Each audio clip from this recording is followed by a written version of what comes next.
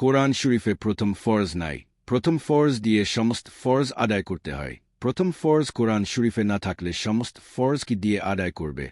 প্রথম ফরজ ছাড়া সমস্ত ফরজ বরবাদ হয়ে যায়। প্রথম ফরজ হচ্ছে কালেমা দাওয়াত। কালেমা দাওয়াত হচ্ছে আল্লাহর পরিচয়ের দাওয়াত।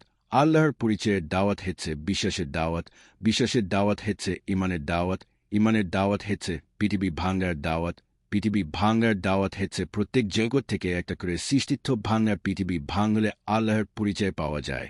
পৃথিবী ভাঙার কাজ করলে আল্লাহর পরিচয়ের দাওয়াত হয়। যারা কোরআন শরীফের ব্যাখ্যা করেছে তারা প্রথম ফরজ আদায় করে নাই। কোরআন শরীফে প্রথম ফরজ নাই। কোরআন শরীফ দ্বিতীয় ফরজ দিয়ে তৈরি হয়েছে। যারা কোরআন শরীফের আয়াত ব্যাখ্যা করেছে তারা ভুল ব্যাখ্যা করেছে। নবীর শুরু প্রথম ফরজের আয়াতের উপর মেহনত করে লম্বা সময় প্রথম ফরজের কাজ করেছিল। সাহাবীদের শুরু প্রথম ফরজের আয়াতের উপর মেহনত করে লম্বা সময় প্রথম ফরজের কাজ করেছিল। প্রথম ফরজের কাজের আয়াত কোরআন শরীফে নাই। প্রথম ফরজের আয়াতের উপর মেহনত করে অন্তর পরিষ্কার করতে হবে। অন্তর পরিষ্কার হলে অন্তর পবিত্র হয়ে যায়।